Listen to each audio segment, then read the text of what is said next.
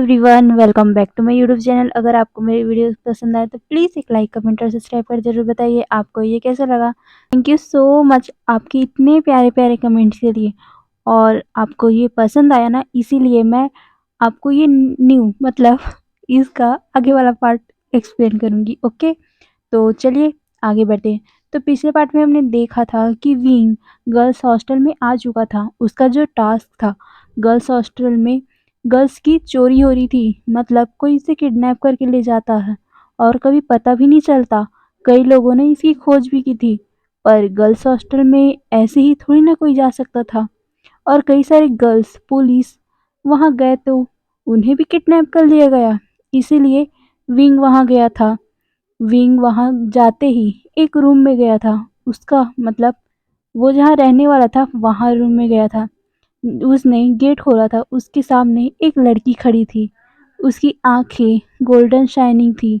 दोनों एक दूसरे को देख रहे थे। तो चलिए अब आगे बढ़ते हैं। विंग और वो लड़की दोनों एक दूसरे को देखे जा रहे थे।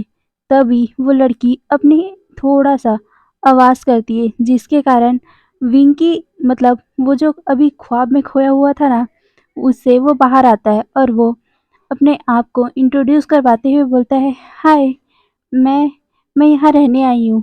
आपका नाम? वो लड़की अपना सर हिलाती है और फिर कुछ भी नहीं बोलती। विंग अंदर आ जाता है अपने लगेज के साथ में। वो अपने बैट को देखते हुए बोलता है, इनमें से मेरा बैट कौन सा है? वो लड़की इशारा करते हुए उसके बैट को दिखाती है। विंग उसको देखते हुए थैंक्स बोलता है, फिर अपने सामान को रखने लगा। विंग उस लड़की को देख ही रहा था। वो लड़की ऑकवर्ड सी फील कर रही थी क्योंकि विंग बार बार उसे ही देखे जा रहा था। वो लड़की उसकी तरफ देखती है। विंग जैसे ही देखता है कि वो लड़की भी उसे देख रही है, विंग ऑकवर्ड फील करते हुए बोलता है, वो मैं मतलब अ, विंग को पहली बार किसी से बात करने में ऑकवर्ड फील हो रहा था। उसे घबराहट फील हो रही थी। वो उस लेडी को मतलब उस लड़की को देखते हुए अपना गला साफ करता है और फिर बोलता है, मैं वी। और फिर वो मन में बोलता है, वी, ये क्या कह रहे हो तुम अपना नाम कैसे बता सकते हो? तुम्हारी आदत कभी नहीं सुधरेगी।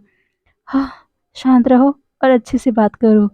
ये बोल विंग फिर से उस लड़की को देखता है और फिर अपना नाम आइंग बताते हुए बोलता है, मेरा नाम विंग है। वी इंग है।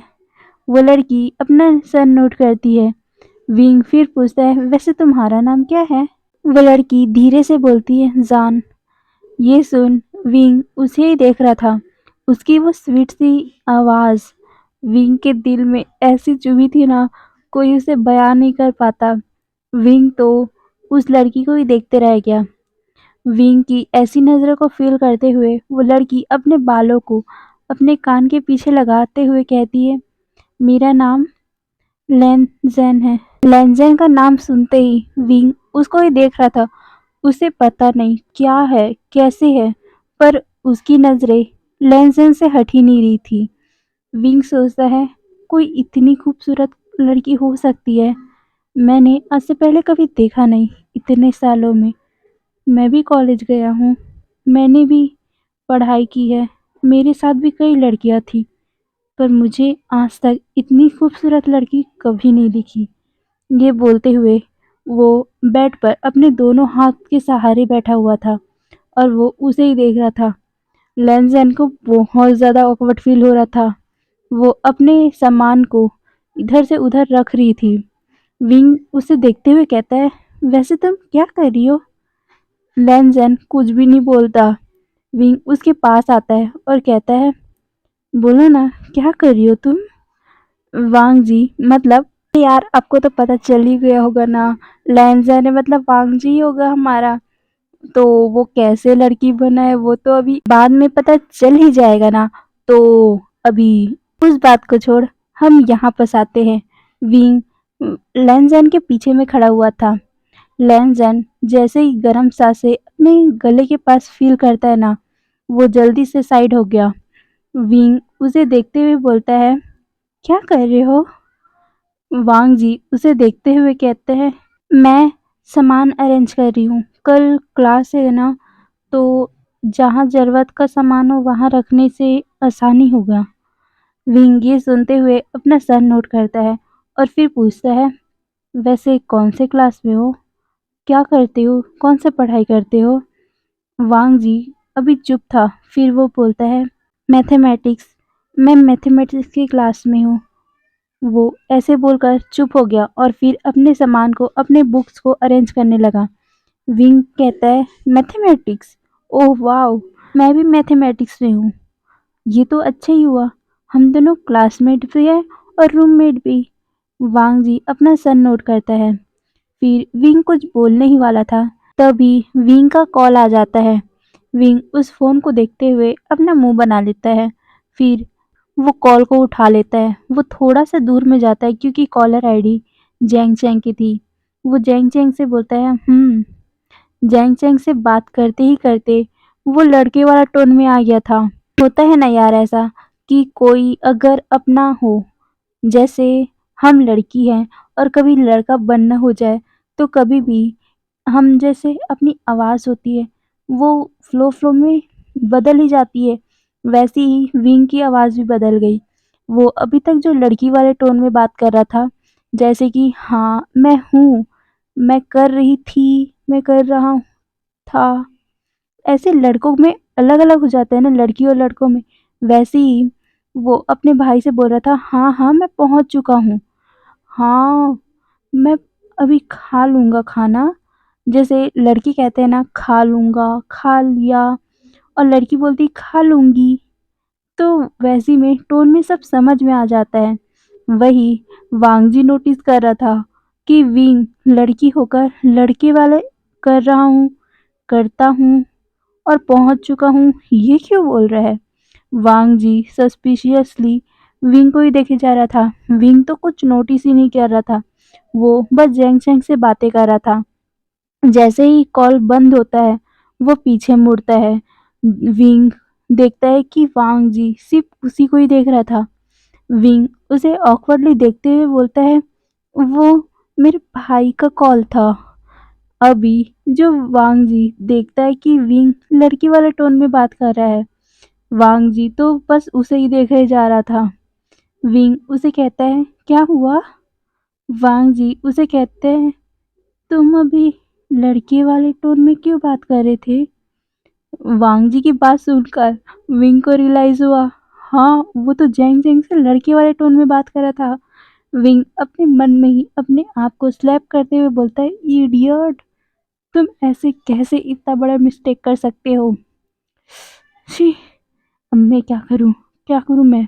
वो फिर एक आइडिया सोचता है और फिर वो वांगजी से कहता है, वो ना क्या है, मेरे घर में सारे के सारे लड़के हैं, तो मैं बचपन से जब लड़कों के साथ रहती आई थी ना, तो मेरा टोन भी वैसे ही हो गया है।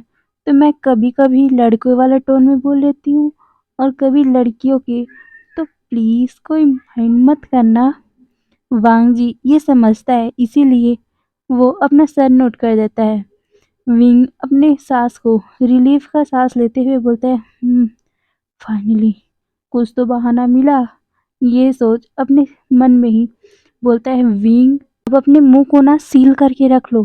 तुम अपने मुंह को ना कंट्रोल में नहीं रख सकते। तो प्लीज़ अब कुछ भी बात करना मत, क्योंकि अगर मेरा टोन फिर से चेंज हुआ ना, तो पक्का इसे तो शक हो ही जाएगा। ये सोच वो अपने आप को शांत करता है और फिर बेड पे बैठ गया। फिर वो अपने मोबाइल को चलाने लगा। वो देखता है कि वांग जी अपने पूरा सामान को सेटल कर चुका है। विंग भी सोचता है कि मैं भी कर लेता हूँ। ये बोल वो अपने सामानों को अरेंज करने लगा। पर वो पूरा अरेंज तो कर रहा था, पर जैसे इधर से उधर फेंक रहा था बस। वांग जी उसे देख रहा था अजीब नज़रों से।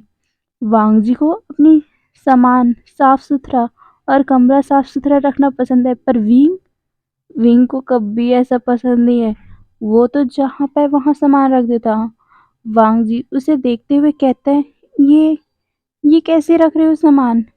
वांग जी की आवाज़ सुनकर विंग उसे देखते हैं और कहता है, कैसे रख रहे हो मतलब? जिस जगह रखना चाहिए वहीं रख रहा हूँ ना। शिट, फिर से विंग अपने मुंह में अपने हाथ रखते हुए बोलता है, आई एम सॉरी। वांग जी उसे बोलते हैं, कोई बात नहीं, आप कैसे भी बात कर सकते हो, पर प्लीज़ ऐसे ही मतलब सामान को अच्छे से रखो, मुझे अच्छा नहीं लगता कोई सामान इधर-उधर बिखरा हो। ये बोल वो विंग की आँखों में देखता है। वांग जी की आँखों में देखते ही विंग अपना फेस टर्न कर लिया। वो अपने मन में ही सोचता है, क्यों? मैं इसकी आँखों में देखते साथ मेरा दिल इतना तेज़ी से क्यों धड़क रहा है? ये सोच वो अपने आप को पीछे कर लेता है और बोलता है, हाँ, मैं ठीक कर देता हूँ। ये बोल वो जल्दी-जल्दी उस सामानों को ढंग से रखने लगा। वांग जी भी उसकी मदद करते हुए कहते हैं, मैं भी आपकी मदद कर देती हूँ। वांग जी और विंग दोनों उस रूम में अपने सामानों को अच्छे से सेटल कर देते हैं। तो अभी तक तो हम विंग के बारे में जान रहे थे, तो चलो अब हम हमारे वांग जी के बारे में जानते हैं। हमारा वांग जी लैन फैमिली का सबसे छोटा बेटा है। उसका बड़ा भाई लैन सिचैन है और उसके माता-पिता की डेथ बचपन में हो गई है। उसके अंकल बहुत स्ट्रिक्ट पर्सन है। उन्हें कभी भी ये पसंद नहीं है कि कोई उनकी फैमिली पे आवाज़ उठाए या कोई उँगली उठा दे। वो रूढ़िवादी परंपरा होती है ना, वो उन्हें मानते हैं। वो अपने नियम कायदे कानून पे ज़्यादा मायने उनको ज़्यादा प्रेफ़र करते हैं। कोई भी उन्हें कुछ बोल दे ना, उनके दिल में चुभ जाती है वो बात। वैसे ही हमारा वांग जी एक गे है। बचपन से ही वो लड़के की बॉडी में तो है, पर उसे लड़कियों के जैसे सजना-संवरना पसंद है। और जब वांग जी 8-9 साल का हुआ ना, तो वो लड़कियों के जैसे सजना-संवरना स्टार्ट कर दिया था। पहले तो लैन-कुरान और शीज़ेन को कुछ समझ में नहीं आता था। वो सोचते थे शायद वांग जी बच्चा है, तो उसे ऐसे सजना-संवरना पसंद होगा, तो वो ज़्यादा माइंड नहीं करते थे। पर जैसे-जैसे वांग जी बड़ा होता जा रहा था, उसकी आदतें, उसका बात करने का तरीका सब लड़कियों के जैसा होने लगा, तो लैन किरैन बहुत ज़्यादा डर गए थे। वो उसको डॉक्टर के पास भी लेके गए थे, तब उन्हें पता चला था कि वांग जी एक गे है। वांग जी तो अपने आप को स्वीकार कर चुका था।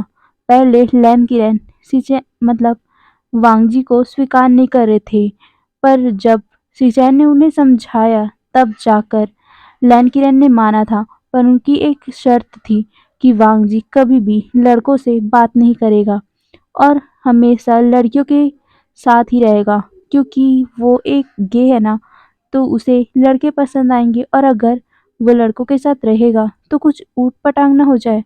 और साथ में डॉक्टर ने ये तक कहा था कि वांग जी के पेट में एक वर्म है जिसके कारण वो बच्चे भी दे सकता है। तो फिर ये रिस्क तो नहीं ले सकते लन किरण, इसीलिए वो बचपन से ही वांग जी को गर्ल्स के साथ ही रखते थे, जिसके कारण वांग जी पूरी तरह गर्ल्स की तरह ही हो गया था। और लैन किरण अपनी रूढ़िवादी परंपराओं के कारण कभी भी वांग जी को लड़कों के साथ रहने ही नहीं देते थे। अगर वांग जी गलती से किसी लड़के से बात भी कर लेता था ना, तो वांग जी की खैर नहीं रहती थी।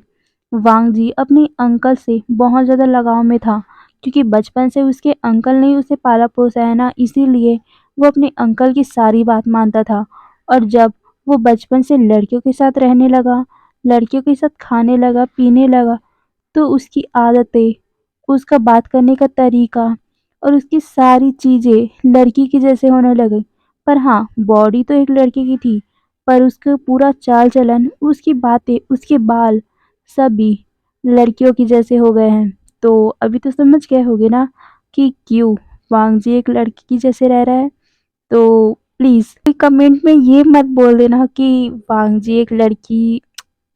गाइस ये एक एफएफ है, ये एक कहानी है, तो प्लीज़ इसे एक कहानी के थ्रू ही लीजिएगा, ओके? तो चलो हम अब कहानी पे आते हैं। तो आपने तो जान लिया ना कि वांग जी की लाइफ ऐसी क्यों है, तो चलो अब आगे देखते हैं। हमारा वांग जी जब देखा था पहली बार विंग को अंदर आते हुए रूम के अंदर, उसकी भी दिल की धड़कन बहुत ज़्यादा तेज़ हो गई थी। नहीं पता उसे क्यों, पर वो विंग की आँखों में ही देख रहा था। उसकी वो सिल्वर आँखें उसे बहुत ज़्यादा अट्रैक्ट कर रही थी। इसीलिए वो पीछे मुड़ गया था। वांग जी ज़्यादा बातें तो नहीं करता, पर उसे जैसे ही विंग ने बात करना स्टार्ट किया, तो वो भी बात करने बिना रह नहीं पाया। वांग जी का आज तक कोई दोस्त नहीं है।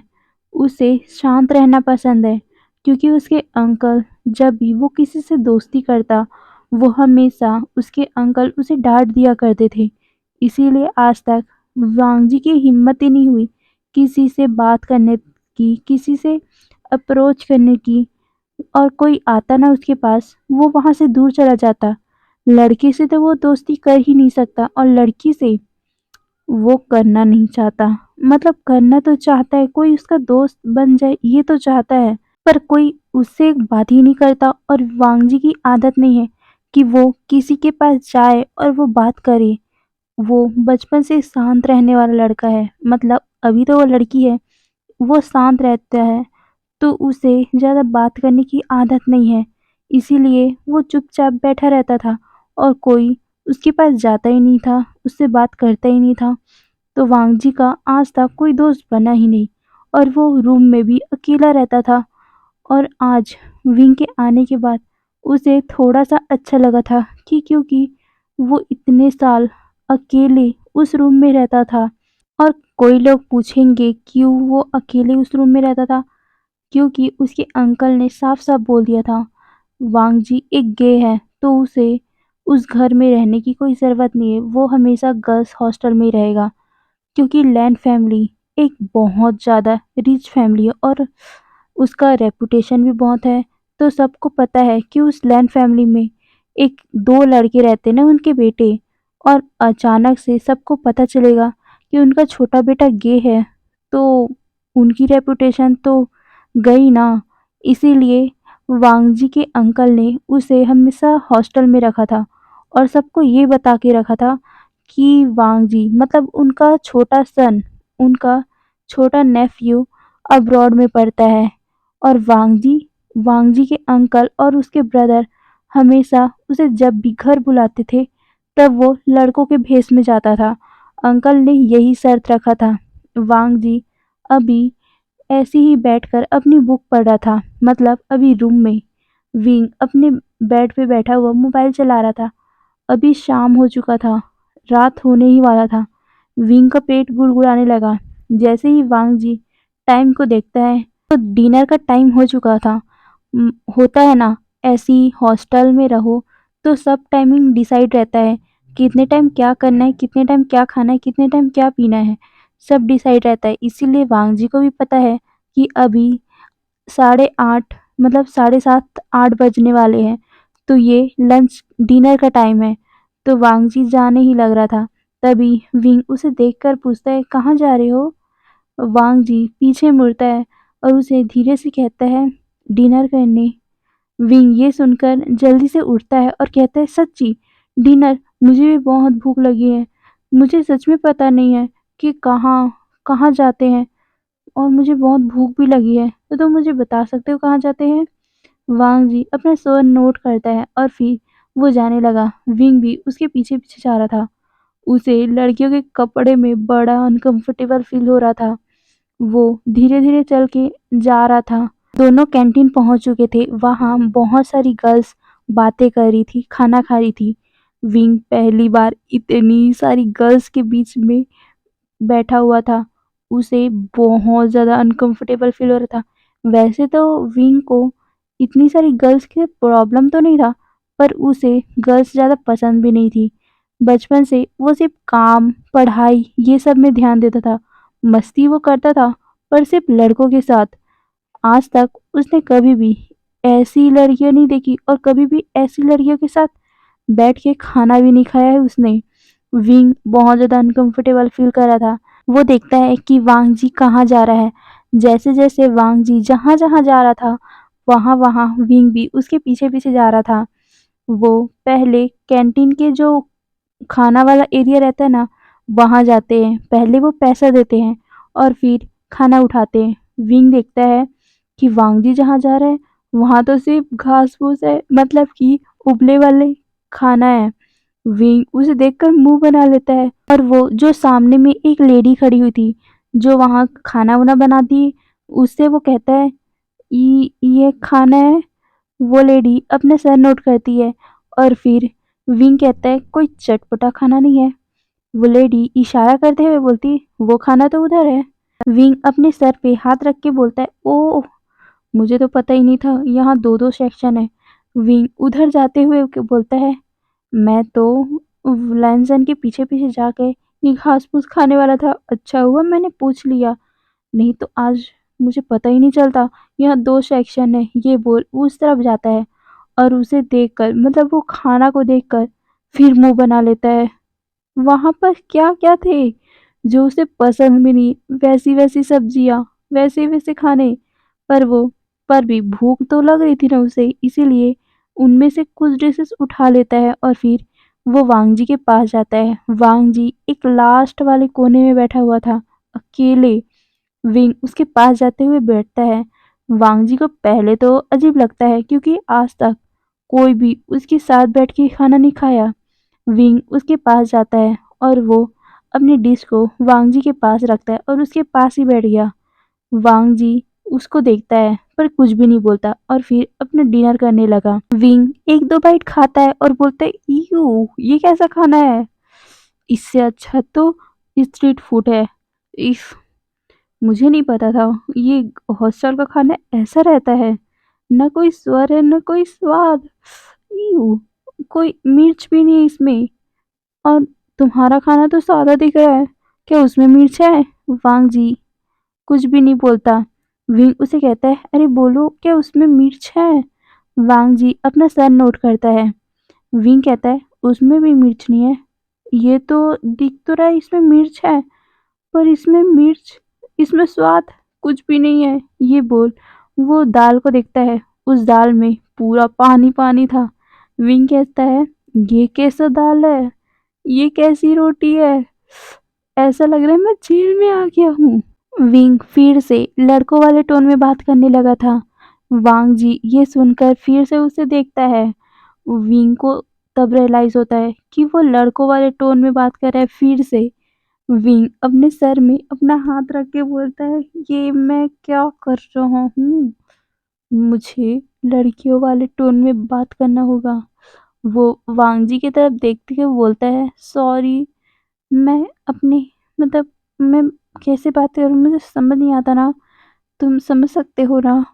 वांग जी उसे देखता है और अपना नोट करते हुए बोलता है, खाते टाइम बात नहीं करते। विंग ये सुनकर दंग रह गया था। उसे लगा कि वांग जी उसे लड़के वाले आवाज के लिए कुछ बोलेगा, पर वो तो शांत रहने बोल रहा है। उसे बड़ा अजीब लगा, पर वो चुपचाप खाना खाने लगा। पर वो हमारा विंग है, विंग थोड़ी ना चुपचाप ऐसे बैठ सकता है। वो फिर से बोलने लगा। वो वांग जी से बहुत सारी बातें कर रहा था, पर कभी वो लड़के वाले टोन में आ जाता, कभी वो लड़की वाले। विंग को इसमें बहुत ज़्यादा प्रॉब्लम हो रही थी। आज तक कभी उसने लड़की वाला मतलब कोई गेटअप लिया ही नहीं था ना, इसीलिए उसे लड़की वाली आवाज़ में बात करने में थोड़ा प्रॉब्लम हो रहा था। पर वांग जी ने कुछ भी नहीं कहा। उसे पता है कि विंग ने उसे बताया था ना कि वो लड़कों वाले घर में रहता है, तो हो जाता है कई बार, जैसे फैमिली मेंबर उसे सिखाएंगे वैसी बात हो जाता है। अगर कोई एक लड़की किसी 4 लड़कों के बीच में रहे ना, तो वो लड़की भी लड़कों के भाषा बोलने लग जाती, और वैसे ही लड़के अगर लड़कियों के ग्रुप में रह जाए ना, तो वो लड़का भी लड़कियों की जैसे बात करना सीख जाता है। तो ये तो मतलब नॉर्मल है, बोलते हैं ना संगति का असर, तो वांग जी समझता है। फिर वो दोनों खाना खाकर अपने रूम में वापस आ गए थे। वांग जी अभी देखता है कि कुछ टाइम बाकी है सोने के लिए, तो वो अपना बुक निकाल के फिर से पढ़ने बैठ गया। विंग थोड़ा बोर फील कर रहा था, उसे कुछ करना ही नहीं था, और जो उसके पास बुक है उसे तो वो पहले ही पढ़ चुका है। उसे कॉलेज से निकले हुए 2 साल हो चुके हैं, तो वो उसे पढ़ के अब करेगा क्या? उसे बहुत बोर लग रहा था। वो फिर से अपना मोबाइल उठा लेता है और फिर अपने मोबाइल में ऐसी ही बातें करने लगा। मतलब चैटिंग अपने भाइयों से, अपने दोस्तों से। वो अपने दोस्तों से बोल रहा था कि कुछ पता चला? हाँ, हाँ, मैं पहली बार यहाँ आया हूँ तो थोड़ा-सा अनकम्फ़र्टेबल लग रहा है। तुम लोगों को पता है, मैं कभी भी लड़कों की भाषा में बोलने लग जाता हूँ। मुझे तो पहले लगा कि शायद जान मुझे पहचान लेगी, पर उसने मुझे नहीं पहचाना। मैंने जो उसे बहाना बोला, उसको वो मान गई। क्या आइडिया लगाया था ना मैंने। मैंने उसे बोला था कि मैं लड़कों के बीच में रहता हूँ, इसीलिए मैं ऐसे ही बोलने लग गया हूँ, तो वो मान गई। वो ये बोलकर वो हँस रहा था, मतलब हँसने वाला इमोजी डाल देता है। उसके दोस्त भी हँसने वाला इमोजी डाल देते हैं, ऐसी ही बातें कर रहे थे। तभी लेंज़न अपने लाइट को, अपने मतलब जो उसकी तरफ का लाइट था, वो उसे बंद कर देता है और वो सो गया। विंग उसे देखकर अपने मन में ही सोचता है, क्या इतनी जल्दी सो गया? वो फिर वॉच को देखता है, अभी तो 9 बजे हुए थे। विंग उसको देखते हुए बोलता है, तुम इतनी जल्दी क्यों सो रहे हो? वांग जी जब ये सुनता है, वो व- अपना कंबल हटाते हुए विंग की तरफ देखता है और कहता है, तुम भी सो जाओ, 9 बज चुके हैं। अगर डीन को पता चला तो वो तुम्हें सजा दे देगी। विंग बांगजी की बात सुनकर बोलता है, पर इतनी जल्दी? मैं इतनी जल्दी नहीं सोती। वांग जी उसे देखकर बोलता है, पर यहाँ का रूल है, आप चाहो या ना चाहो, पर आपको तो सोना पड़ेगा, नहीं तो अगर डीन आई और उनको पता चला तुम यहाँ पर सोए नहीं हो, तो वो बहुत ज़्यादा गुस्सा करेंगी और तुम्हें पनिशमेंट भी मिल सकती है। विंग ये सुनकर बोलता है, ठीक है मैं सो जाती हूँ। ये बोल वो दोनों सो गए थे, पर विंग को नींद ही नहीं आ रहा था। वो जैसे ही बाहर जाने की कोशिश करता, उसे दिखता है कि एक लेडी, मतलब वहाँ की डीन, बाहर टहल रही है। वो सबको देख रही थी कि कोई सोया है कि नहीं। विंग जब उसे देखता है कि वो इसी तरफ आ रही है, वो जल्दी से फिर से रूम के अंदर चला गया और वो सोने की एक्टिंग करता है। वो डीन उस रूम में भी आती है। वो देखती है कि दोनों सो गए हैं। फिर वो गेट को फिर से बंद कर देती है। विंग देखता है कि वो चले गई। वो धीरे से उठता है और वो वांगजी को देखता है। वांगजी भी सो चुका था, इसीलिए वो धीरे-धीरे बाहर निकलता है। वो देखता है कि पूरी तरफ अंधेरा ही है। वो धीरे-धीरे करके सारे रूम में देख रहा था, मतलब जाके तो नहीं देख रहा था, पर वो देख रहा था कहीं पर आवाज़ तो नहीं आ रही, कहीं से कुछ हो तो नहीं रहा। वो ऐसे ही छानबीन कर रहा था। जैसे ही उसे कुछ आहटें सुनाई देती है, वो फिर एक पिलर के पीछे छुप जाता है। वो देखता है कि वही डीन थी। वो अपने दिल पे हाथ रख के बोलता है, हाय! मैं तो डर ही गया था। ये बोल वो फिर से उस लेडी को देखता है। वो लेडी इधर-उधर टहलने के बाद फिर अपने रूम में जाके बैठ गई थी। विंग उस दिन उस पूरे गर्ल्स हॉस्टल में घूमता है। उसे कुछ भी सस्पिशियस नहीं लगा। वो थक-हार फिर से अपने रूम में आ गया और वो फिर से सोने लगा। पर वो देखता है कि वांग जी, अभी जो चाँद की रोशनी उस रूम में आ रही थी ना, वो सीधा वांग जी के फेस पे पड़ रही थी। विंग तो बस उसी को ही देखता रह गया। उसकी वो वाइट स्किन के ऊपर वो चाँद की रोशनी उसे और भी ज़्यादा खूबसूरत बना रही थी। विंग तो बस उसे देखता ही रह गया। वो ऐसे ही देखते-देखते उस रात सो गया था। अगली सुबह वांगजी की आवाज़ से, मतलब किसी के चलने की आवाज़ से विंग उठ जाता है। विंग देखता है कि वांगजी नहा-वहा के आ गया है। वो अपने बालों को अच्छे से टाई कर रहा है। विंग उसे देखकर कहता है, कितना बजा है? तुम इतनी सुबह क्यों उठ गई? विंग की आवाज़ सुनकर वांगजी उसके तरफ देखता है और कहता है, तुम भी उठ जाओ, अब उठने का टाइम हो चुका है। अगर डीन को पता चला तो वो तुम्हें सज़ा देगी। विंग उठते हुए बोलता है, क्या? अब इसमें भी कौन सज़ा देता है यार? ये बोल वो उठ रहा था और अपनी आँखों को मल रहा था और बोलता है, यहाँ कितने सारे रूल है, खाने के लिए रूल, सोने के लिए रूल, उठने के लिए रूल, क्या नहाने के लिए भी कोई रूल होता है? वांग जी अपना सर नोट करते हुए बोलता है, यहाँ पर सुबह 5 बजे नहा सकते हैं, 10 बजे नहा सकते हैं और रात को अगर चाहो तो 7 बजे। उससे पहले या उसके बाद पानी नहीं आता। विंग ये सुनने के बाद कहता है, क्या? यहाँ कितने सारे रूल हैं, क्या तुम मुझे बता सकते हो? वांग जी उसे एक रूल बुक देते हुए बोलता है, इसमें सारे रूल हैं, तुम देख सकते हो। विंग वो देखते हुए बोलता है, ये रूल बुक है? वो एक मोटा-सा बुक था। उसे देखते हुए बोलता है, "इतने सारे रूल इस गर्ल्स हॉस्टल में? यार, ये ये गर्ल्स हॉस्टल है या कोई जेल है जहाँ पर रूल ही रूल है?" वांग जी के फेस में एक स्माइल आ गया था, पर वो ज़्यादा कुछ दिखाता नहीं और बोलता है, "जल्दी चलो, ब्रेकफास्ट का टाइम होने वाला है। तुम नहा लो फिर चलते हैं।" विंग कहता है, "हाँ, पर मुझे तो 8 बजे खाने की आदत है।" पर वांग जी उसे कहता है, "पर यहाँ 7 बजे खाते हैं और अगर जल्दी तुम नहीं नहाओगे तो फिर तुम्हें 10 बजे का वेट करना पड़ेगा और हमारा कॉलेज 9 बजे स्टार्ट होता है तो तुम आज नहा नहीं पाओगे।" "ओके, मैं नहाने जाऊँगी, पर कहाँ? यहाँ तो कोई बाथरूम दिख ही नहीं रहा है। तुम मुझे बता सकती हो?" लैनज़ेन उसे कहता है, "तुम्हें नीचे जाना पड़ेगा, यहाँ किसी के पास पर्सनल बाथरूम नहीं है।" ये बात सुनकर तो विंग को हार्ट अटैक आने वाला था। क्या वो नीचे जाएगा, वो भी सबके साथ? मतलब कितनी सारी लड़कियां होंगी वहाँ। विंग को तो हार्ट अटैक ही आने वाला था। वो पर भी अपने आप को संभालते हुए कहता है, क्या यहाँ अकेले नहाने वाला सुविधा नहीं है क्या? वांग जी उसे देखकर कहते हैं, ऐसा कोई सुविधा नहीं है, तुम्हें तो सबके साथ ही नहाना पड़ेगा। मतलब तुम वहां जाओगे ना, तो वहाँ बहुत सारे बाथरूम है, उसके अंदर तुम जाके नहा सकते हो अकेले। पर कैसे? वो तो गर्ल्स वॉशरूम होगा ना, मैं कैसे अंदर जाऊंगा? यही बात वो अपने मन ही मन में सोच रहा था। फिर वो डिसाइड करता है कि मैं जाऊंगा, क्या करूंगा, नहाना पड़ेगा तो मुझे जाना पड़ेगा। ये सोच वो अंदर, मतलब वो बाथरूम की तरफ जाने लगता है। वो कुछ ही टाइम में बाथरूम में पहुंच चुका था।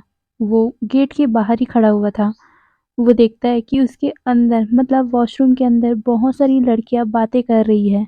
उसका दिल इतनी तेजी से धड़क रहा था ना, उसे इतना नर्वसनेस कभी फील नहीं हुआ था जो आज उसके साथ हो रहा है। वो कैसे एक लड़का होके लड़की के बाथरूम में जा सकता है, वहाँ कितनी सारी गर्ल्स होगी। ये सोचकर विंग अपने दिल पे हाथ रखता है, पर वो ज्यादा कुछ सोच पाता उससे पहले ही एक लड़की वहां पास आती है। वो उसके कंधे पे हाथ रख के बोलती है, हे, क्या हुआ, चलो ना अंदर। ज़्यादा टाइम वेस्ट मत करो, नहीं तो पानी बंद हो जाएगा, तुम नहा भी नहीं पाओगी। ये बोल वो अंदर चली गई। पर विंग, हमारे विंग का पैर तो वहीं पर जम गया था। वो अंदर जा ही नहीं पा रहा था। वो आगे बढ़ाता पैर, फिर वापस ले लेता। ऐसे ही कुछ टाइम तो वही खड़ा रह गया। वो फिर हिम्मत करके अंदर जाने की ट्राई करता है। उसका हार्ट बीट इतना तेज हो गया था ना, कोई उसे बयान नहीं कर पाता। विंग धीरे-धीरे करके अंदर जा रहा था। उसने धीरे-धीरे अपनी आँखें भी बंद कर ली थी। वो जैसे ही खोल के देखता है, वहाँ बहुत सारी गर्ल्स थी। कोई बातें कर रही थी, किसी ने अपने हाथों में टॉवेल पकड़ रखा था, कोई ब्रश कर रही थी, कोई फेस धो रहा था। वहाँ इतनी सारी गर्ल्स को देखकर विंग का तो हार्ट बीट इतना तेज हो गया, वो वहाँ रह ही नहीं पाया। वो तुरंत वहाँ से भाग निकला। सारी लड़कियां तो शॉक में पड़ गई थी। अभी हुआ क्या? पर वही विंग बाहर में अपनी हार्ट बीट को संभाल रहा था। वो सोच रहा था, नहीं, मैं ये टास्क बिल्कुल नहीं कर सकता। इतनी सारी गर्ल्स के बीच मैं नहीं रह सकता। ये बोल वो सीधा अपने रूम की तरफ जाता है। वहीं विंग को देखकर वांगजी कहता है, तुम इतनी जल्दी आ गई, हो गया तुम्हारा नहाना? पर वो उस कपड़े को देख के बोलती है, पर तुमने तो कपड़ा चेंज ही नहीं किया। विंग उसे कहता है, वो वो ना, मुझे अभी डैड का कॉल आया था, मुझे जल्दी से वहाँ जाना पड़ेगा, फिर मैं कॉलेज आ जाऊँगी। ये बोल वो सीधा अपना कपड़ा-वपड़ा वहाँ रख देती है, मतलब रख देता है और अपना फ़ोन लेकर सीधा हॉस्टल से बाहर चले गया। वांगजी तो विंग के इस बर्ताव से बहुत ज़्यादा हैरान हो गया था। वो वहीं विंग भागते हुए डीन से बोलता है कि मुझे घर जाना होगा, मुझे कुछ काम है। डीन उससे कुछ पूछ पाती उससे पहले ही विंग वहां से दौड़ते हुए गया था और डीन को लगा शायद कोई इमरजेंसी होगी, इसीलिए उसने भी कुछ नहीं कहा। विंग भागते हुए अपने भाई जेंग जेंग को कॉल करता है। जेंग जेंग जो वहीं पर उसकी, मतलब जो गर्ल्स हॉस्टल है उसके आसपास ही रह रहा था।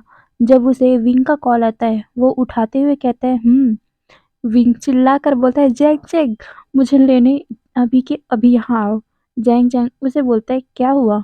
पर विंग उसे कहता है मुझे ये टास्क नहीं करना, तुम जल्दी आओ यहाँ पास। ये बोल वो कॉल को रख देता है। तो चलिए हम अगले पार्ट में देखेंगे क्या होगा। क्या सच में विंग इस टास्क को छोड़ देगा? क्या विंग इस टास्क को नहीं करेगा? पर ये पता लगाने के लिए तो आपको मेरा अगला पार्ट ही देखना पड़ेगा। तो आज के लिए बाय बाय।